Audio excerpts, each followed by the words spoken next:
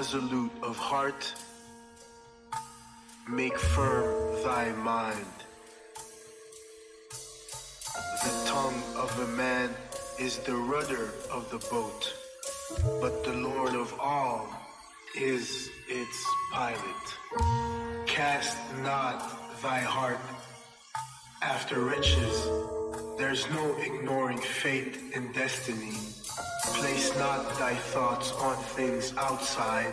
Every man is destined for his hour. On feeling goods where all of your cash went. Not chakra alignment or inward refinement. Trying to find one word to describe men. Better yet, can one consciousness unify them?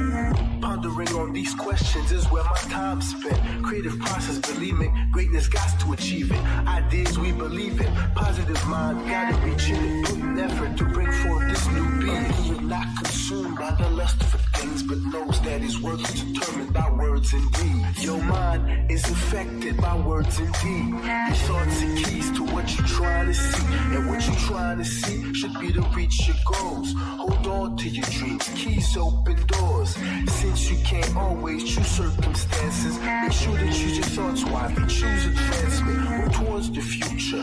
Now's your chance, kid. Accept responsibility, avoid resentment. Actions always take root from what you think about. Things ain't going your way, it ain't hard to figure out. Why?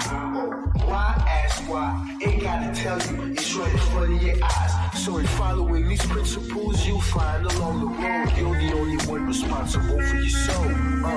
It's no coincidence. Take control of your life, no coincidence. It's no coincidence. You take control, no coincidence. It's no coincidence. Yeah, it's no coincidence. It's no coincidence. Nah, it's no coincidence. Old shells are highly prized. And this one is occupied by a sarcastic fringe.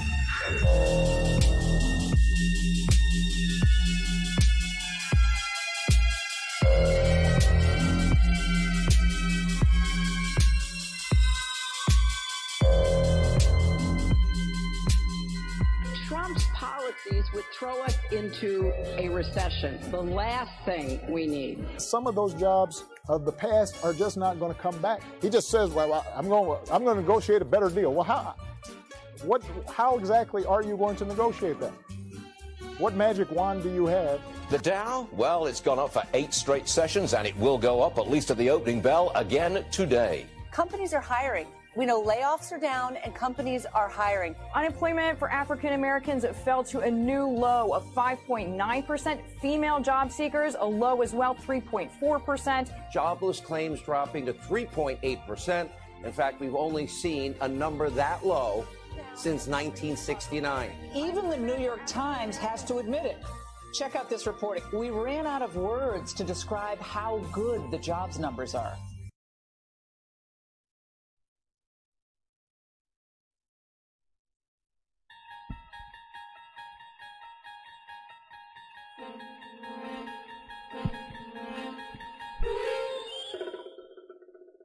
You are now entering another dimension. A dimension not only of sight and sound, but of critical thinking. A journey to a wondrous land with boundaries that of clarification. Your next stop, the Sanity Zone.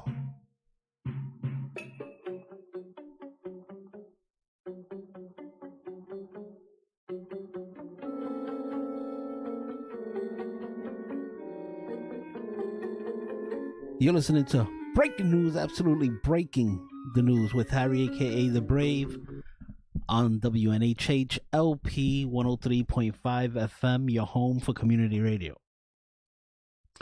What's up, people? Happy Friday. Thank God it's Friday. All right, I had put a camera in on the right-hand corner, and I just had to pull it out, and I'll show it again. And I'm talking... For those of you listening on the radio, I'm talking to the people on Facebook, Twitter, and all of that. And for anybody listening on the radio, you could actually go and watch this broadcast on Facebook Live at facebook.com/New Haven Independent, or you could go to our Twitter account, WNHHLP, at WNHHLP. So you could find us different places. I think on YouTube, we're New Haven Independent. So go watch us if you want. Anyway, so I just put the camera back because I had Joe Ugly here because we do Friday Pundits right before I do this show, which is why I end up coming in a little late all the time. And Joe Ugly actually said he was going to do my show. He said he was going to come in. I used to have a show with Joe Ugly called Drive By Headlines, where we would pick a few topics and then debate it. So he actually, I think he's still out there right now. He just said he canceled because he said he had to go somewhere now. After he told me he was going to come in, I get him a little shook. I get him nervous, right? Because I don't know how many shows we did. We must have did about 20 shows together. And he would leave upset, shaking his head, and say, I can't win with you. You come up with these things. And I'm like, look, I'm pulling articles that you are reading also. We have to be able to have a different side of the debate. So if he didn't feel he was winning, he didn't want to be in here. So I just pulled that camera off because he decided to chicken out and stay outside the room. All right, so let's play. Let's get to the headlines. First headline I want to get to. If you listened to my last show, and if you didn't listen to my last show, you could catch my last show at Facebook, facebook.com/New Haven Independent, or you could go to WNHHradio.org and you'll catch breaking news there. You'll be able to catch all the episodes there. Now, if you listen to my last show, I went in on Obama and all his lies, right? That he was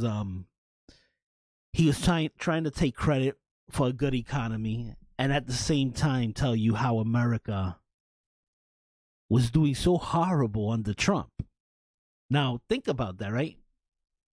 And that's his greatest message, how horrible we're doing and how we got to bring, some common decency back to politics, as if politics has any decency in it. We have all of these people, professional politicians, who promise you stuff that they never or hardly ever actually fulfill their promises, right? And Obama was one of those people. All of the lies he told to get elected, and he didn't come through for anything. I mean, if you're an Obama fan, I guess you could say Obamacare, right? Obamacare, which was a horrible health system, which he changed for about 3% of the population. So come on. So anyway, so if you were listening to last show and I went in on Obama, I want to start with this story by the AP, Associated Press. They fact check Obama. The AP, the Associated Press, I'm surprised. I'm surprised that they even did. I was going to say a straight story, but it's not completely straight. So the title is, Obama doesn't always tell the straight story, right? Now, Obama doesn't always tell the straight story. Now, think about that. If it was Trump, it'd be Trump's a liar. But because it's Obama doesn't always tell the straight story, right? I'll read the first few paragraphs. Former President Barack Obama's recent denunciation of President Donald Trump's treatment of the press overlooks the aggressive steps the Justice Department took to keep information from the public during his administration. Obama also made problematic claims that Republican sabotage has cost 3 million people their health insurance. So now that's the AP saying Obama made these claims without proof of anything, right? And then they look, the way he treated the reporters was so much worse. With his return to the political Donnybrook on behalf of the Democrats in the November elections, Obama has brought a once familiar style back into the discourse. It's measured, nuanced, and distinct from the torrent of misstatements from Trump. You see, this is the perfect the perfect set of words here by the Associated Press, right? So Obama has brought a once familiar style back into the discourse. It's measured, nuanced, and distinct from the torrent misstatements from Trump. If by nuanced they mean misleading, if by nuanced they mean lying, then I guess, yes, he's brought back a different set of speaking skills, because everybody's, oh, Obama just speaks so well. Yeah, he lies very well. He lies very well. Right? But then when they talk about him being nuanced and distinct, and it's different from the torrent misstatements from Trump. That doesn't mean Obama always tells the story straight. All right, so the torrent of misstatements from Trump, but Obama doesn't always tell the story straight. You see how it's the game, the wordplay they do, and they assume, and I hope they wrongly assume, but they assume you're an idiot. They assume you're not smart enough to understand that you're saying Trump's a liar, but Obama's a kinder liar. He's a nicer liar. He's such a gentleman when he lies. That's what they're saying. Obama campaigned in Illinois and California last week with more politicking planned. Here's a look at some of his remarks. Obama said, "It shouldn't be Democratic or Republican to say that we don't threaten the freedom of the press because they say things or publish stories we don't like. I complained plenty about Fox News, but you never heard me threaten to shut them down or call them enemies of the people."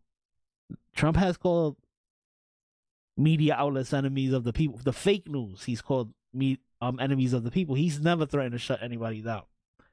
Right? So Obama said this at the rally Friday at the University of Illinois. Right?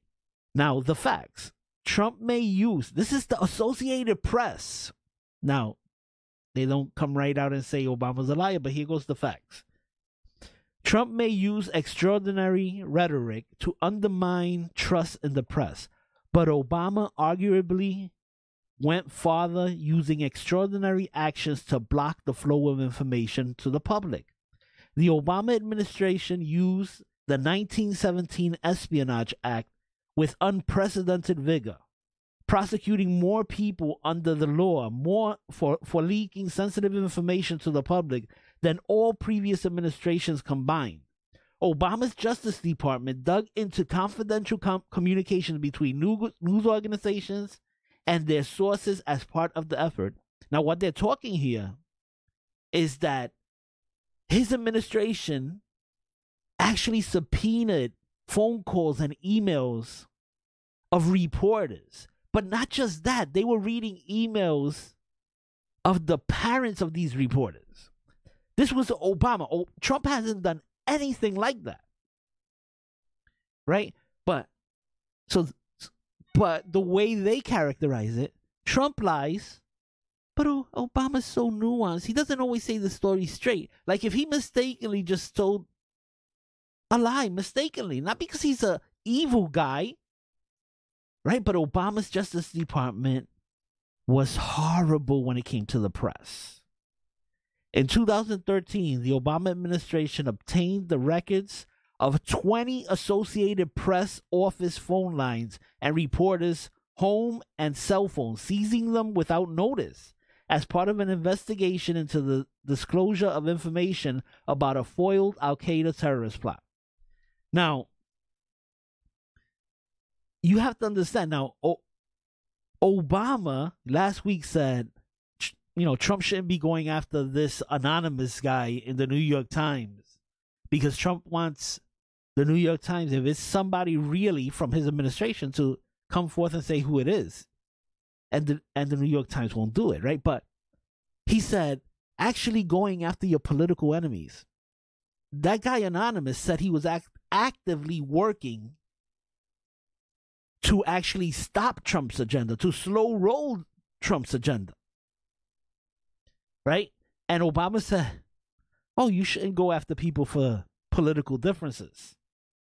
This shows how much of a liar he is. And instead of the Associated Press, I'm happy they wrote this article, but even they're lying to you by saying Obama doesn't always say the straight truth. That means he's lying, and they should say he's a liar.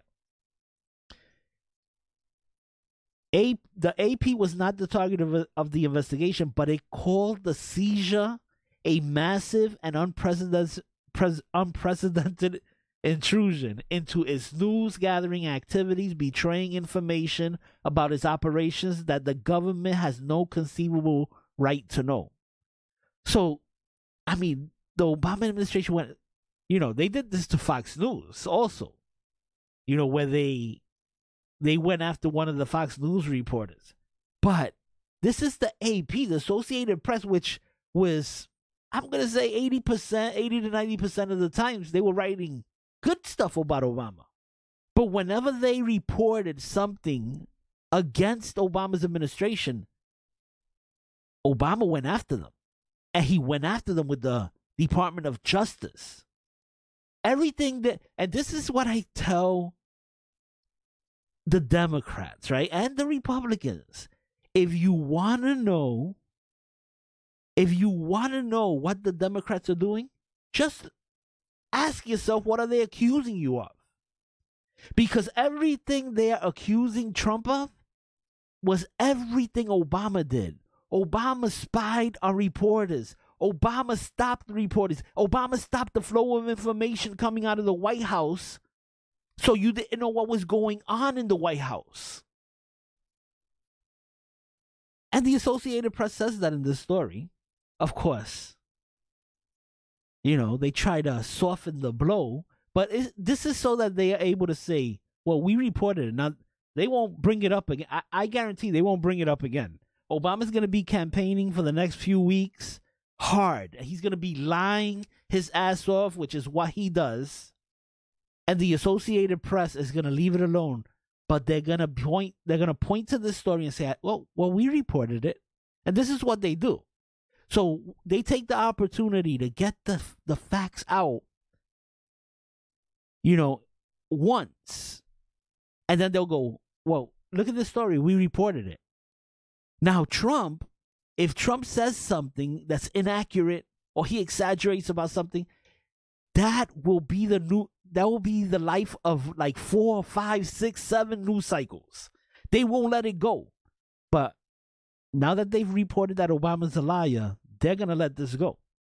Guarantee.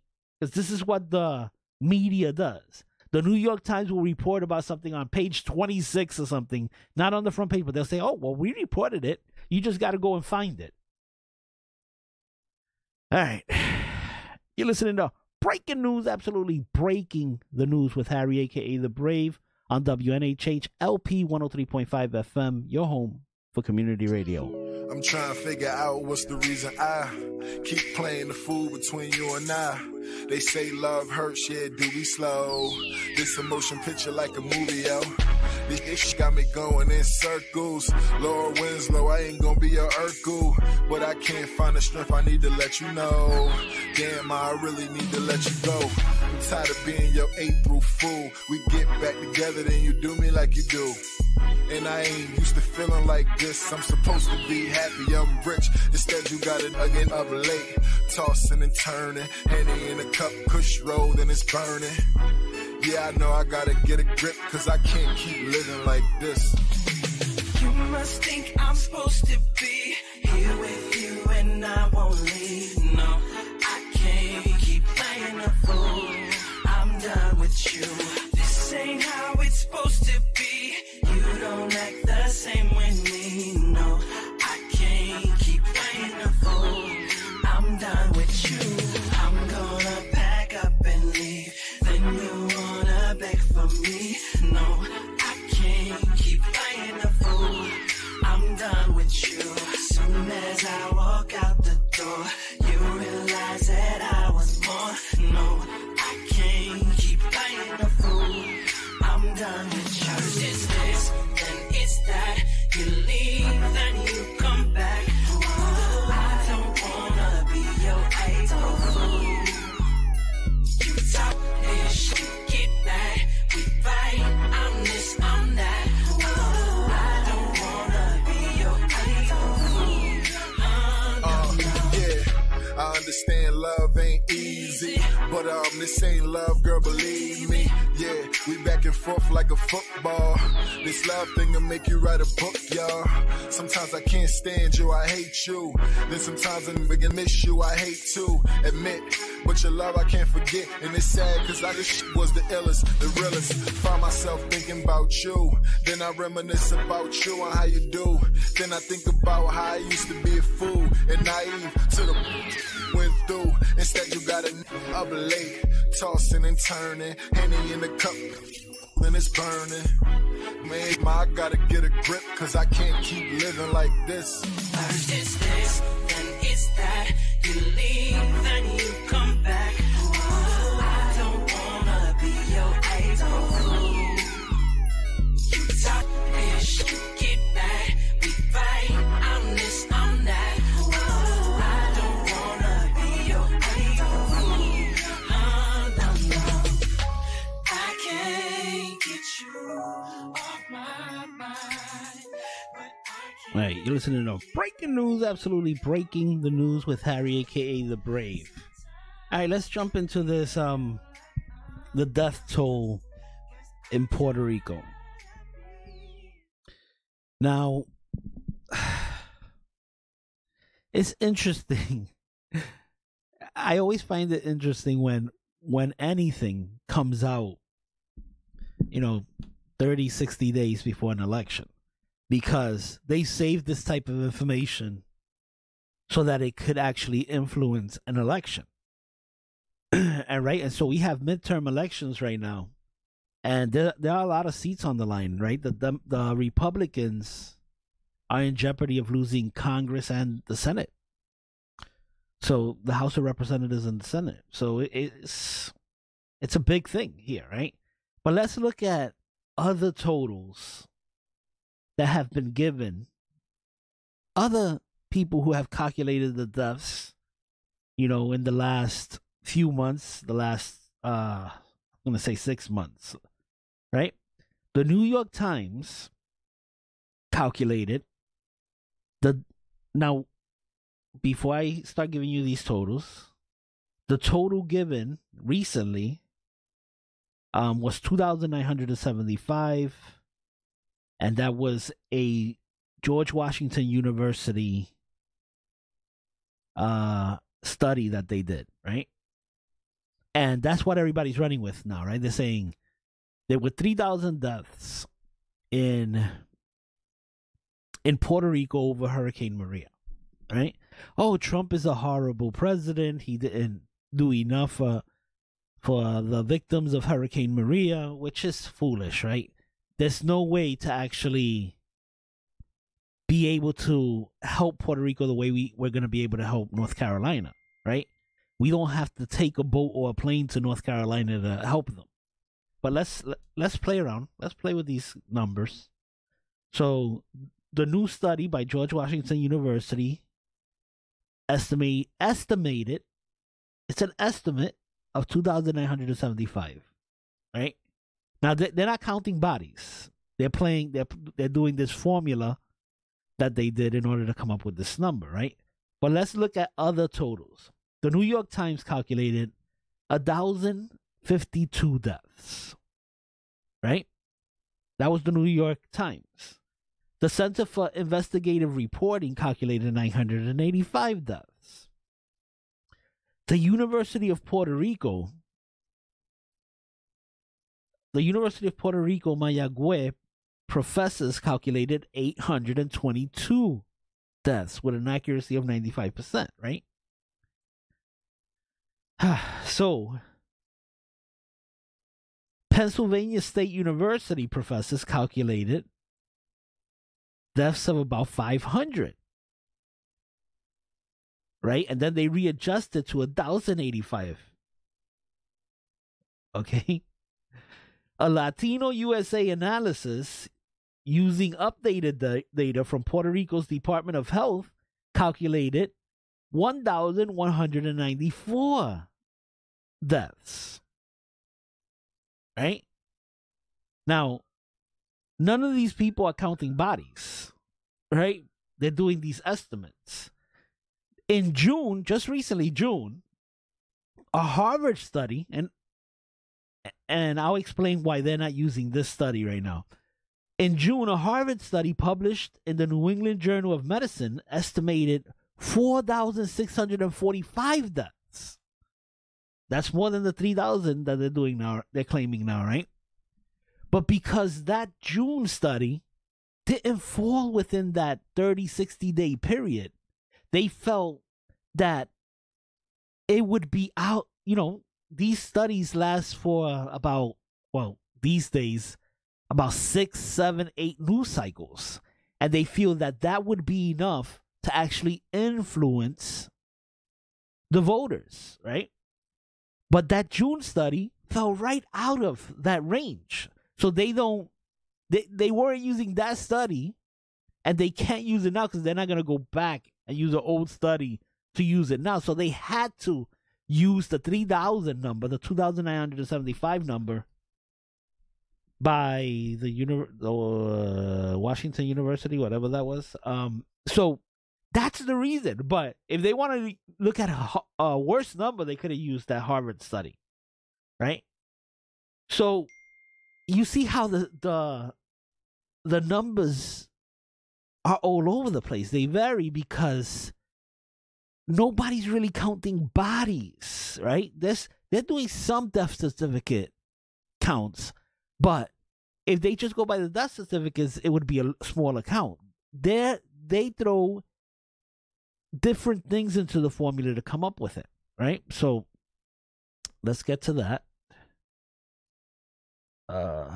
Okay. Now here's this, an article that was the New York Times that I read from last, right? Oh no, here goes let me read from the New York Times first. Sorry about that. Right? So the New York Times, in the article's title is Puerto Rico, how do we know 3,000 people died as a result of Hurricane Maria, right? So, and they have the Trump tweet where it says 3,000 people did not die in the 2 hurricanes that hit Puerto Rico, right? So, what was the basis for the 2,975 death total, right? So, where was I? Okay. Is it legitimate to count both direct and indirect deaths, right? And this is what the New York Times is explaining. The reason people came up with those low totals, you have anywhere from 500 people to 1,000, then you had Harvard saying almost 5,000, right? But the reason that these deaths are all over the place is because of the way people were counting. The federal government's, okay, the question is it legitimate to count both direct and indirect deaths? The federal government says yes, because that's how they came up with this total. That's how Washington University came up with this total. The federal government says yes. In relation to hurricane deaths, the term direct means those that occurred from drowning or other effects of the storm itself. Indirect deaths include those in which related factors such as difficulty reaching a hospital for care or trouble refilling medical prescriptions played a role.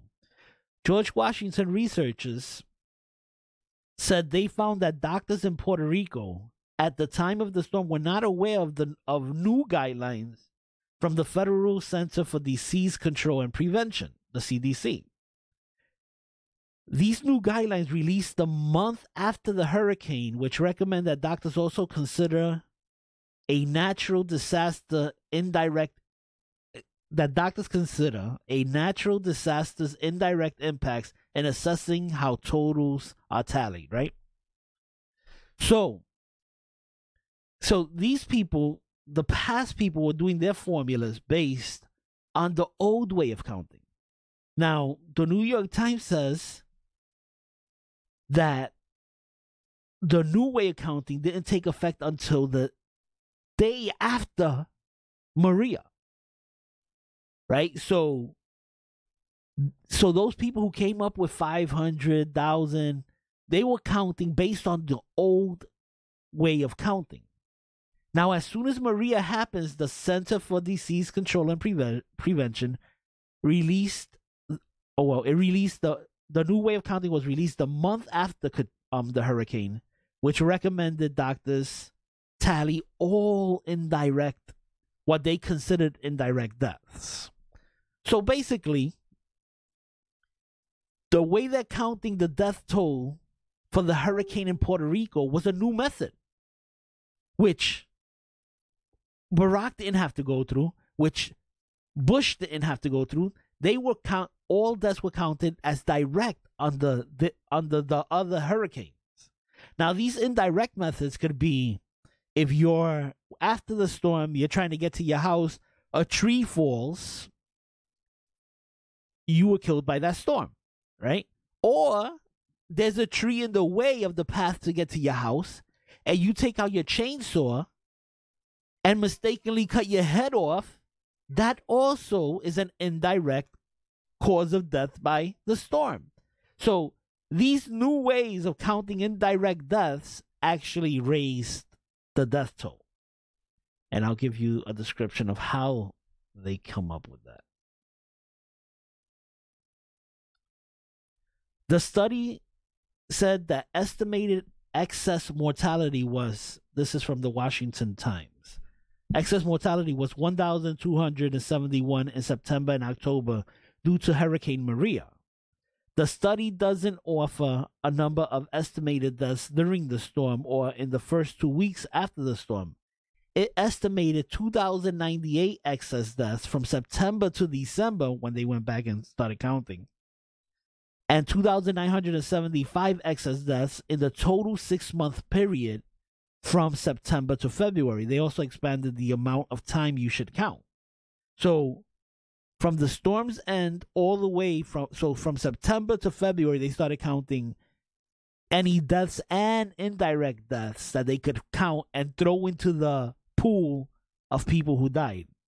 Now, you could say the CDC changed the way you count to affect Trump. Who knows? Who knows? Because a lot of these agencies are filled with people who hate Trump, people who loved Obama and hate Trump. And there's proof of that by the FBI agents who have been investigating Trump, who were texting each other how much they hate Trump and how they would get him out of office. Right? So Trump has been criticized for saying his administration did a great job in dealing with Hurricane Maria's aftermath. And while the study did not speak to that claim, it did note several problems indicating Puerto Rico itself was not prepared to handle the storm. Now, you have to understand the federal government, FEMA, is in charge of partnering with local government, which what they're doing now, they're partnering with North Carolina, South Carolina, Virginia. They're partnering with them, and they're helping them get ready, and then once the storm hits, to actually help them survive the storm, right? But let's look at the findings that they found against Puerto Rico's local government. Neither the Department of Public Safety nor the Central Communications Office in the governor's office had written crisis and emergency risk communication plans. The governor's office, not the Department of Safety, none of them were prepared for a storm. The local government of Puerto Rico didn't have a plan in place. According to Puerto Rico government agency interviews, there were insufficient communication personnel at the time of the hurricane, and search staffing was not adequately mobilized post-hurricane. Respondents reported a lack of formalized personnel structure for emergency communication functions, resulting in inadequate personnel and spokespeople training in crisis and emergency risk communication. Puerto Rico itself was not ready. The governor's office was not ready. You have the mayor of San Juan, who's always talking, who's under federal investigation herself, who's always speaking out, but they have all of these supplies, food, water, that rotted because local governments didn't take charge of actually helping get these supplies to the people who need it. There's still people in all parts of Puerto Rico who need water, and the local government is doing nothing. They let the supplies rot before actually getting people out to help their own community. All right, so I'm gonna play a little video. This was an interview that was done by Andrea Mitchell on MSNBC with who is it? The FEMA administrator who is in charge of Florence right now, but he's also in charge of Puerto Rico still and taking care of Puerto Rico. I didn't play I'm not playing the whole thing because it's a 10-minute interview, but I'm sure you could go to MSNBC's website and find it, or go to YouTube and look it up. But I'm going to play it right from the middle where they start talking about Puerto Rico.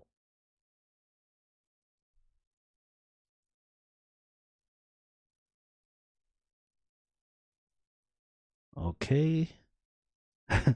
Let's try that again. Having a little system failure here.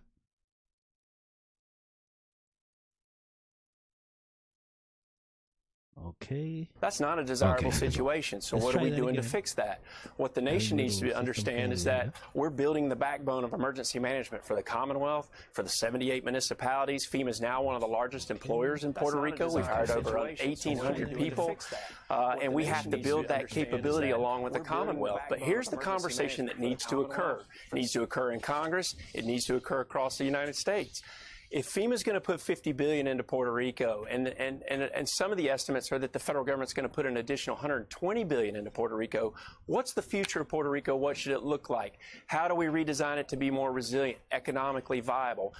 Now, I want to pause it there because it's very important that you hear this, because he said that FEMA is now the #1 employer over there in Puerto Rico, or one of the highest employers over there in Puerto Rico. We're investing billions of dollars into Puerto Rico and their infrastructure. Now, the federal government is doing this. Now, the federal government isn't in charge of infrastructure when it comes to local governments. They're in charge of that, right? But anyway, let's keep going.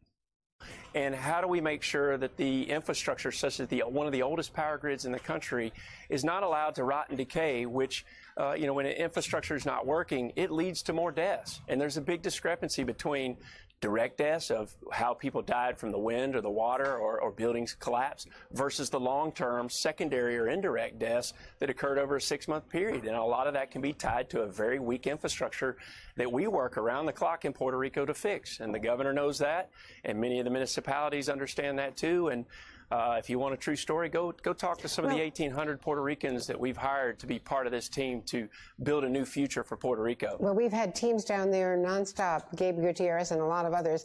But the fact is, just as after Katrina, where there was terrible infrastructure in parts of New Orleans, That is a federal responsibility. These are American citizens. No, you're actually wrong on that. It's not a federal responsibility to upkeep the infrastructure. Actually, most of the infrastructure in this company is owned by the private sector. FEMA doesn't control the maintenance of the infrastructure. And if you remember, when I went back for the third supplemental after Congress, I had to ask for special authorities. It's never been done before to fix the deferred maintenance or the infrastructure that was allowed to rot. But the emergency rescue is the federal responsibility, is the point I'm trying to make. You see, she tried to stick him with, it's the federal government's responsibility, it's FEMA's responsibility to maintain the infrastructure. That's not true. Puerto Rico has its own government over there, just like the city of New Haven has to fix the potholes, make sure that your kids are going to safe schools and all of that. That's Puerto Rico's responsibility. They have a governor, they have mayors, they have a government over there that has to actually take care of themselves, and they've abused the federal money that they get. Puerto Rico's in debt, and it's because of the political system over there in Puerto Rico. It has nothing to do here with what's going on here. Now, of course, once people get in jeopardy, it's FEMA's job. That's their responsibility to go help them, right? But because Puerto Rico did such a horrible job in maintaining their own infrastructure, it made it harder for FEMA. It made it harder for everybody to go and help. Let me ask you about red tape, because after all of this tragedy, people in Puerto Rico, we've now discovered, only 75, as of July 30th, only 75 of 2,341 requests for emergency funeral assistance for Puerto Ricans was approved because of red tape, because they needed approvals from state officials when they, for months and months, didn't even have electricity or communications. Is there any way to clear up that kind of red tape?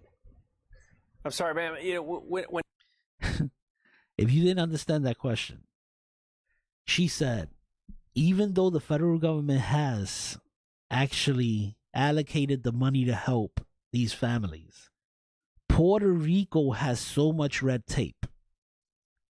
Their local government has so much red tape. What can FEMA do to cut through the red tape?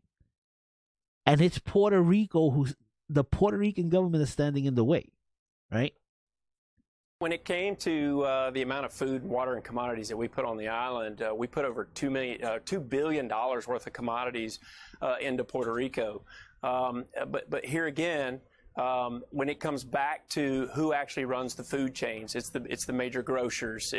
There's all kinds of things, and what we need to do is make sure, like what we did with Hurricane Lane in Hawaii.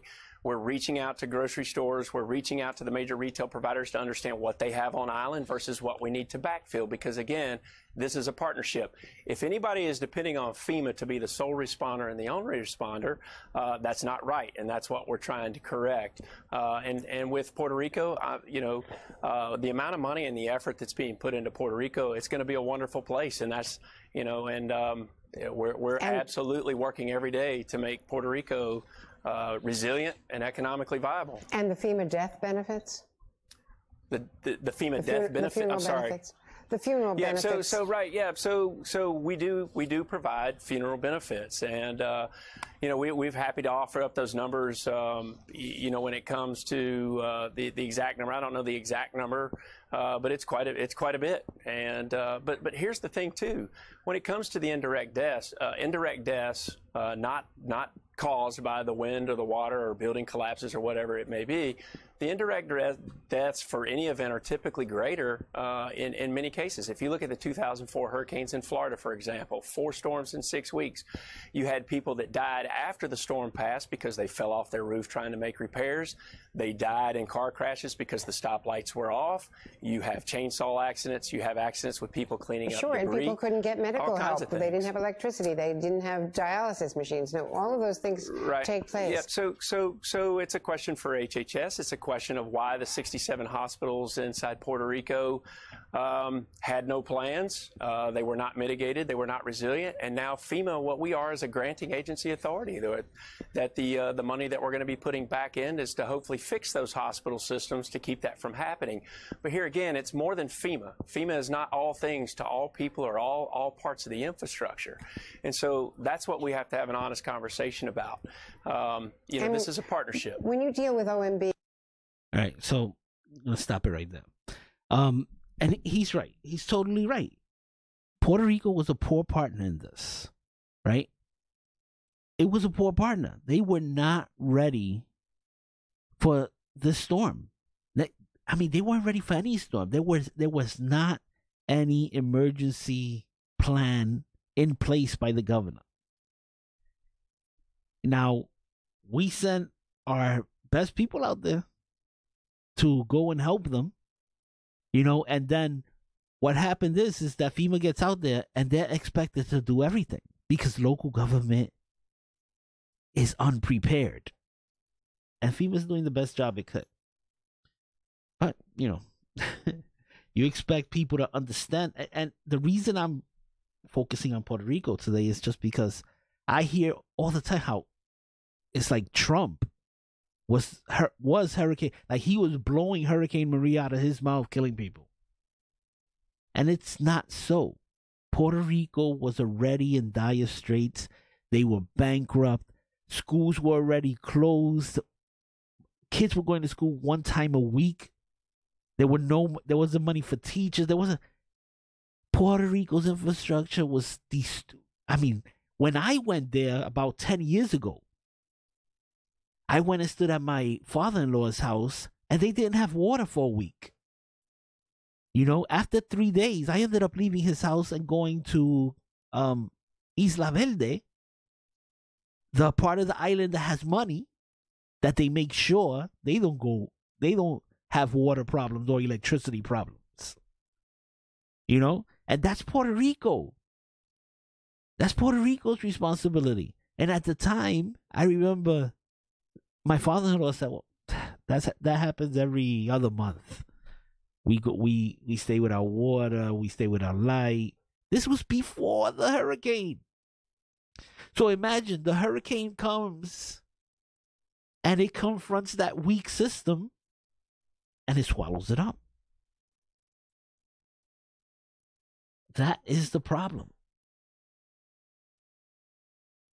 All right, you're listening to breaking news, absolutely breaking the news, breaking the mainstream media with Harry, a.k.a. The Brave, on WNHH-LP 103.5 FM, your home for community radio.